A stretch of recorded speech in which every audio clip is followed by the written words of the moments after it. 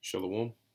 First and foremost, I want to give all praises, honor, and glory to Yahweh, Bahasham, Yahweh Shai, Bahasham, Rakha Kudash.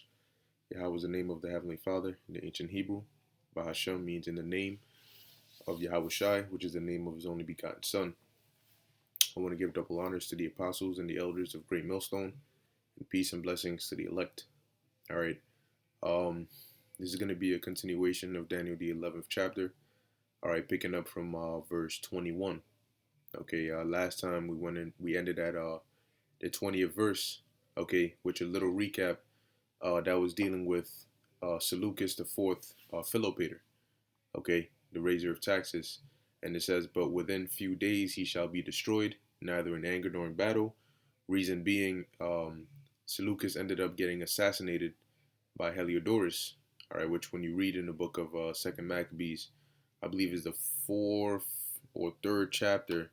All right, it goes into how Heliodorus was sent to Jerusalem, to get the money from the temple, and he ended up, being beat almost to death by those angels.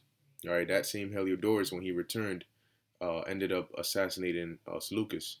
So now you're at a point where Antiochus wasn't hostage at Rome. He was a hostage at Rome. Okay, while his brother Seleucus, the fourth Philopator, was king. All right, and while when Antiochus got out, okay, because Seleucus ended up exchanging his son, all right, Demetrius the first soldier, he exchanged him for Antiochus Epiphanes. Okay, so they swapped. He sort of like swapped the hostage. Ended up releasing Antiochus. And Antiochus was in Athens for a while before ultimately coming to Syria. Okay, but he ended up releasing Antiochus, and then the new hostage became Demetrius the first soldier, which was the son of Seleucus Philopator. Okay, so at this point in time, all right, Antiochus is not hostage anymore. Okay, and we're gonna read what happens here. So he's not hostage anymore, and he hears that his brother's been assassinated or his brother's been taken out. You have Heliodorus, all right, over there basically running things for a point in time. All right, now it says here, Daniel 11:21, and in his estate shall stand up a vile person. So after the death of Seleucus the fourth Philopator, all right, the next one to really come up and rule, all right, shall stand up a vile person, which this vile person is dealing with Antiochus the fourth Epiphanes. All right, now his actual name was Mithridates. However, he assumed that name Epiphanes, which he also put upon himself a lot of divine epithets. All right, which we'll go into later on. All right, like what's that? Theos. All right, Theos Epiphanes, meaning God manifest. Okay, because he was a very proud individual. Now it says, to whom they shall not give the honor of the kingdom. Now, the reason they didn't give the honor of the kingdom to Antiochus Epiphanes was because he wasn't the true heir. All right, the true heir was his brother's son, aka his nephew. However, his nephew is, remember, a hostage at Rome. So Antiochus comes in there, okay, it says, but he shall come in peaceably and obtain the kingdom by flatteries. Okay, so Antiochus came up in there, and we're gonna read it when we get into the bio here. Antiochus came into Syria, all right, and with the help of Eumenes II and Attalus, his brother, the second, okay, he was able to come up in there, as well as making an alliance and paying tribute to Rome. Okay, these were part of the flatteries. Okay, that's how he was able to come in there with ease. Okay, and obtain the kingdom. He not only made these, when it mentions flatteries, is dealing with basically slick tongue, smooth and fine promises. You know, like these politicians do today when they want to become president or whatnot. They speak as a lamb. All right, and that's what he did. He did that to get the help of Eumenes. All right, so he could have the armies. He could get that help because remember, coming out from being a hostage at Rome, he doesn't really have much. He doesn't have a large army. Okay, so he got help from Eumenes. All right, the second. He also smooth talk. You could say some of the Syrians, okay, because they knew that he wasn't, the true heir. All right, and then as well as the Romans. Okay, so that's how he was able to obtain the kingdom, by flatteries. Now let's read here. All right, this is Antiochus the fourth Epiphanes, and it says Antiochus the fourth Epiphanes, God manifests Antiochus ho Epiphanes, 215 BC to 164 BC was his birth or his lifespan. He was a Hellenistic king of the Seleucid Empire from 100 or 175 BC until his death in 164 BC. He was a son of King Antiochus III the Great. His original name was Mithridates. See, he assumed the name Antiochus after he ascended the throne. Notable events during the reign of Antiochus IV include his near conquest of Egypt. All right, which the angel is gonna expound on that as we read on down. It says his persecution of the Jews of Judea and Samaria and the rebellion of the Jewish Maccabees. So this all took place, while he was in rulership. Okay, it says Antiochus is notable as the first successful usurper in the history of the Seleucid realm. Once again, they shall not give the honor of the kingdom. All right, but he shall come in peaceably and obtain the kingdom by flatteries. That's why he was a successful usurper, because in essence, he really usurped the throne. It says, and his rise to power set a pattern for further attempts in subsequent generations. After his own death, power struggles between competing lines of the ruling dynasty heavily contributed to the collapse of the empire. Antiochus' often eccentric behavior, or Antiochus's often eccentric behavior and capricious actions during his interactions with common people, such as appearing in the public bathhouses and applying for municipal offices, led some of his contemporaries, those that lived at the same time as him, to call him Epiphanes, all right, the madman or the mad one, a wordplay on his title Epiphanes. Now, because some of the things he did were strange, all right, being a king in rulership, he would just pop up in the common, now imagine here it is, you go to, I don't know, you go to Yankee Stadium or something, or you try to use the bathroom at a stadium, or just a regular public restroom downtown or something. You go up in there and you see Biden up in there, you know. Mance is just out there, trying to, just fool around and stuff. All right.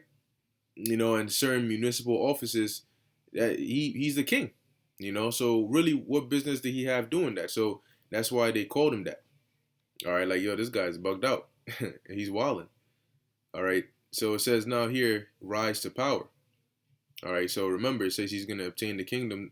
He's gonna come in peaceably with ease, and he's gonna obtain the kingdom by flattery. So let's see what he did. Now it says here, Antiochus was a member of the Greek-speaking Seleucid dynasty, and was the son of potential successor, or Salakia. He was the son and potential successor of Antiochus III the Great, and as such he became a political hostage of the Roman Republic following the Treaty of Apamea in 188 BC. And we know that in the treaty, as Antiochus III the Great lost against Rome, that treaty meant that he has to supply hostages, but a part of those hostages had to be his son, all right, or one of the ruling king's son. All right, so it says his older brother, Seleucus IV Philopator, that was who we read about in the 20th verse dealing with the raiser of taxes.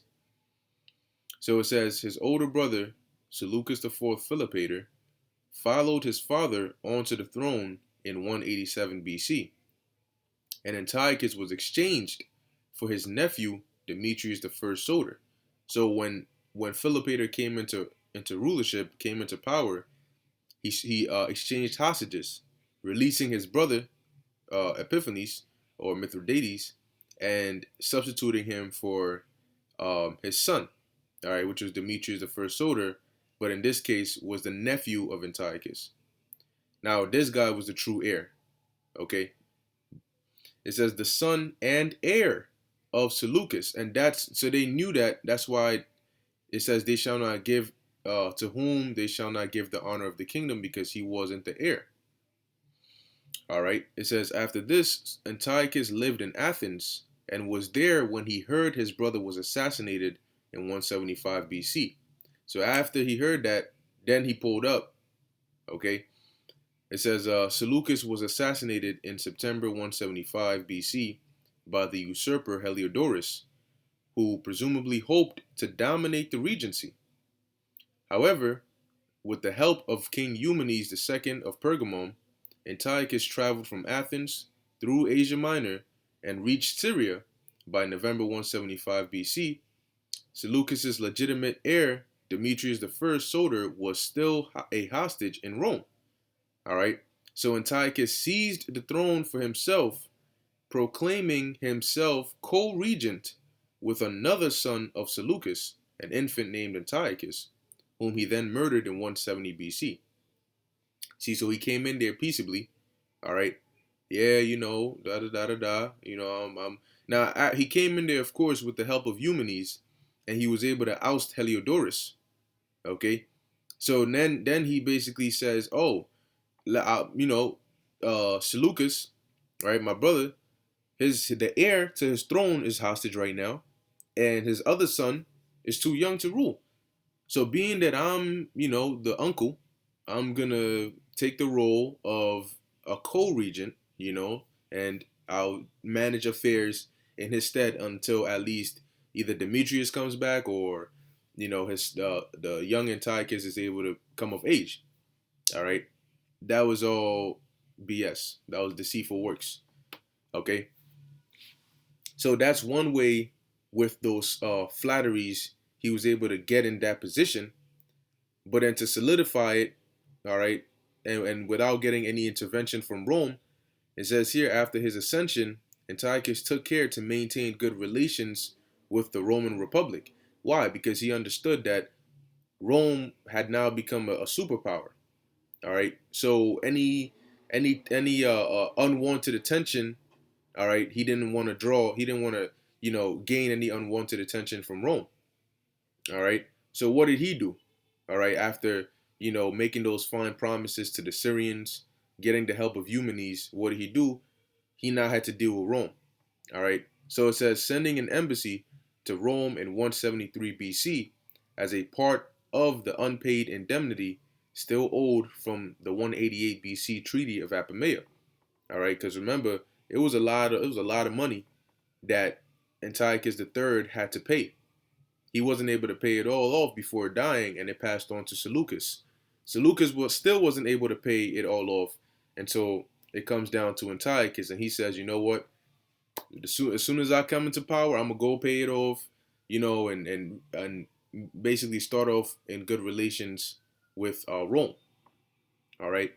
It says, while there, the embassy secured a new treaty of friendship and alliance with Rome, greatly helped by the fact Antiochus had come to power with the help of Eumenes II, Rome's principal ally in the region. Now, of course, it says they renewed, the treaty of friendship and alliance, or they secured. All right, he secured it, but of course, it was going to be with flattering words, to form that alliance, okay, to where there wouldn't be any trouble with him being king, even though he's not the heir. It says the guardians of okay, all right. So now this goes basically leads into the Sixth Syrian War, which we're not gonna deal with right now. All right, in this video, which is gonna be fairly short. All right, I only wanted to deal with Daniel 11 and 21. All right, and Lord's will, next time we'll go in 22. Depending on how short the verse is, I might double it up or triple it up. All right, but I think we'll stop right there.